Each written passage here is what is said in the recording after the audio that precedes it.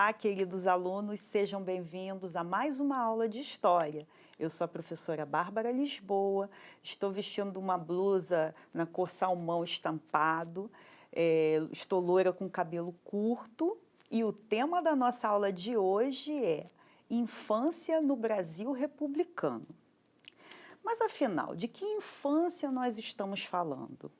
Para início de conversa, hoje nós percebemos a infância como um período em que o indivíduo ele está se desenvolvendo, né? E precisa de cuidados, de carinho, de atenção, de educação. Mas nem sempre foi assim. A ideia de infância, ela é uma construção social, ou seja, essa percepção sobre a importância da infância, ela é uma percepção de cada sociedade de acordo com os valores do seu tempo. Vamos ver como a infância é tratada aqui no Brasil hoje pela lei.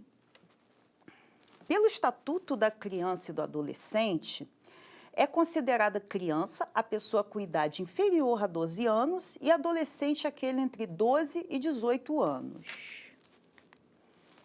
A Constituição Federal, no artigo 227, estabelece como dever da família, da sociedade e do Estado assegurar à criança, ao adolescente e ao jovem, com absoluta prioridade, o direito à vida, à saúde, à alimentação, à educação, ao lazer, à profissionalização, à cultura, à dignidade, ao respeito, à liberdade e à convivência familiar e comunitária, além de colocá-los a salvo de toda forma de negligência, discriminação, exploração, violência, crueldade e opressão.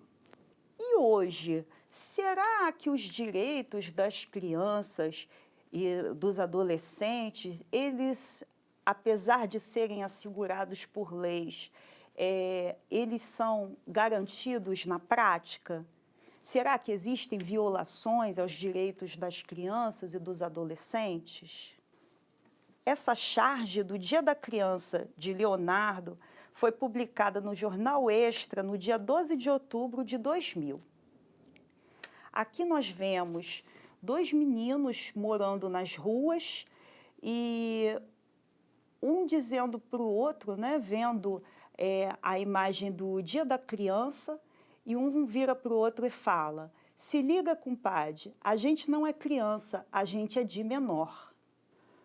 No início da República, nós vemos a efervescência, né, dos debates, tanto na parte do direito, né, os debates jurídicos, quanto também na medicina, sobre algumas teorias vinculadas à ideia de raça no sentido biológico. Eram as teorias da eugenia e degenerescência. Essas teorias, ditas científicas na época, né, que fique bem claro que essas teorias já foram derrubadas há muitas décadas. Porém, no final do século XIX, início do século XX, elas eram bastante presentes. Elas diziam que havia uma diferença biológica entre os grupos étnicos, então, formando assim as chamadas raças. Um exemplo das influências dessas ideias, nós temos no pensador Nina Rodrigues, que era um médico legista, que falava que era possível que crianças de raças inferiores, né, poderiam aprender com raças superiores até os 12 anos de idade e depois poderiam sofrer influências de aspectos degenerativos da própria raça. E Evaristo de Moraes, que foi um advogado e jornalista também muito influente e que falava dessa questão dos desvios patológicos que poderiam levar à criminalidade.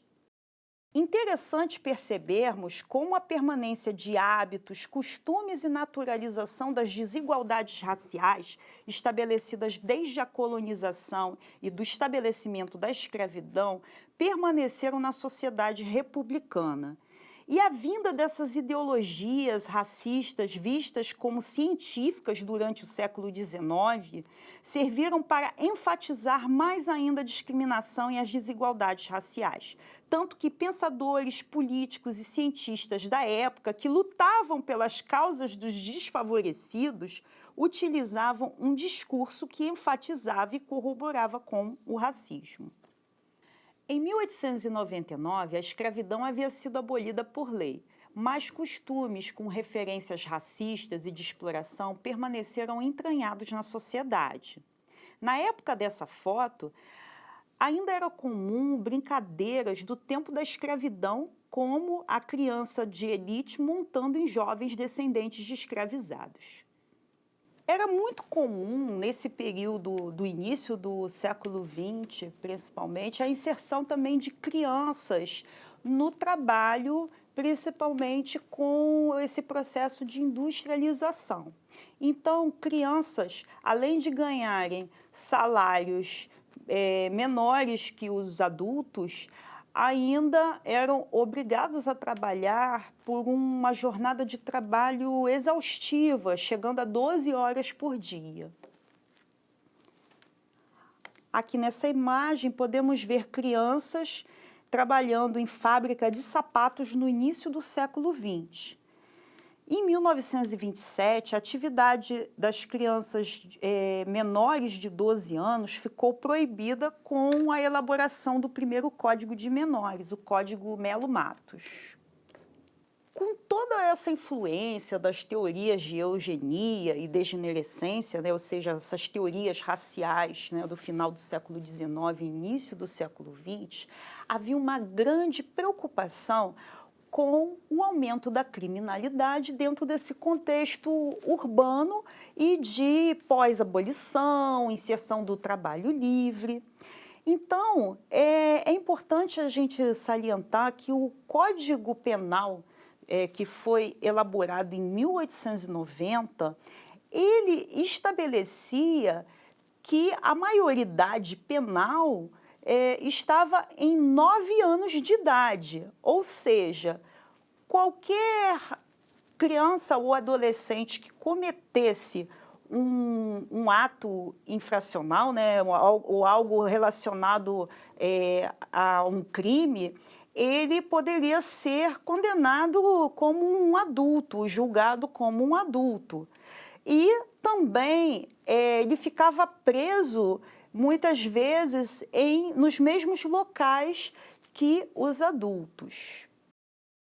Notícias sobre prisões de menores eram comuns, como essa que vocês estão vendo na imagem, que saiu no jornal A Noite, em 6 de março de 1915.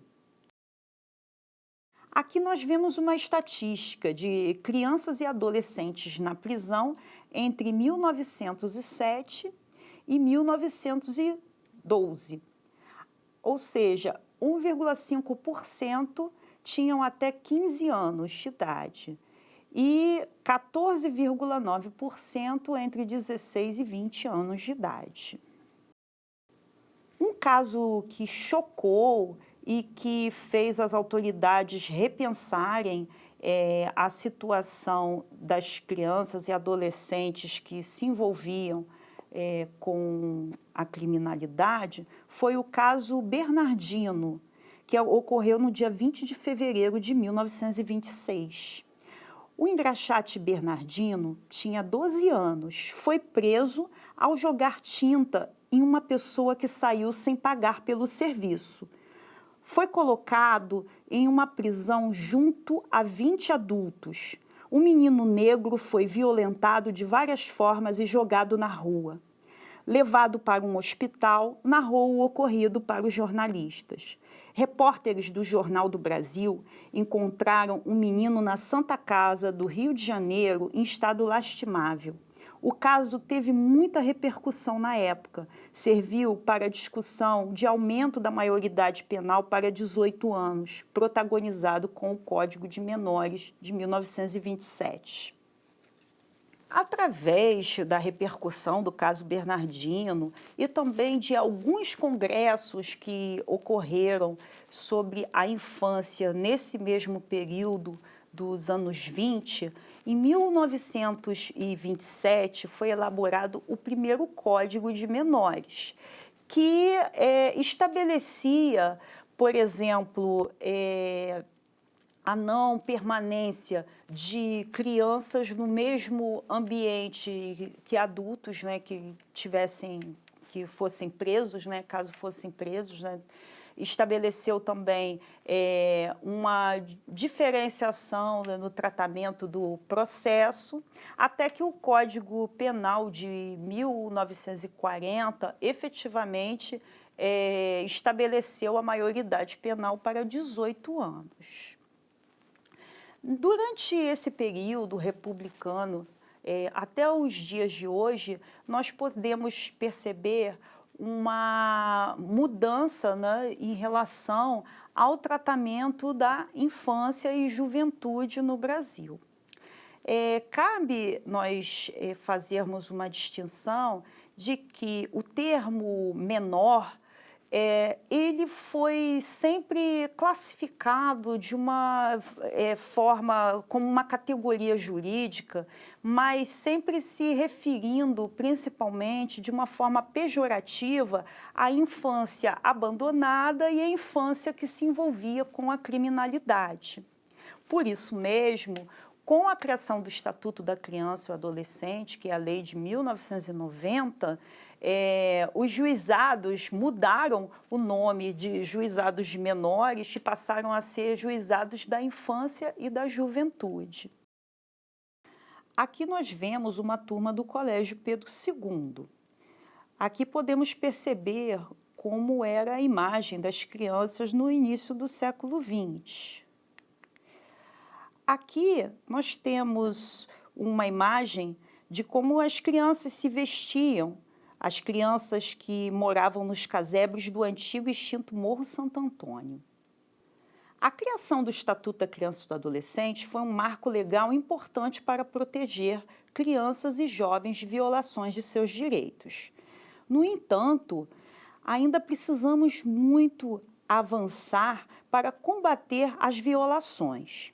O abuso infantil pode causar transtornos e traumas irreparáveis às crianças e jovens. Nesta foto, vemos uma criança trabalhando em armazém de beneficiamento de mandioca, uma das atividades consideradas como uma das piores formas de trabalho infantil. Aqui nós vemos uma criança saindo de um lixão após coleta de recicláveis. Aqui é uma cena de adolescente submetida à exploração sexual.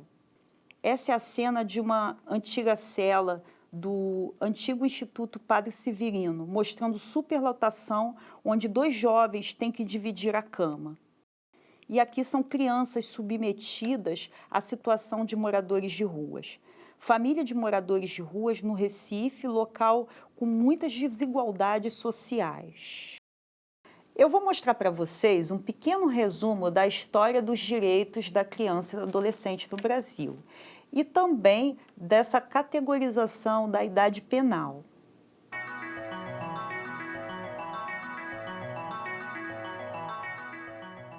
Agora vamos ao nosso desafio. Observe a charge ao lado de Leonardo, publicada no Jornal Extra no dia 12 de outubro de 2000, Dia da Criança. Podemos dizer que mesmo com as leis que asseguram os direitos da infância e juventude no Brasil, as crianças e jovens têm as mesmas oportunidades? Nossa videoaula vai ficando por aqui. Não esqueçam de acessar o material Rio Educa com auxílio do seu professor ou da sua professora. E também não deixem de assistir a nossa próxima aula. Até logo!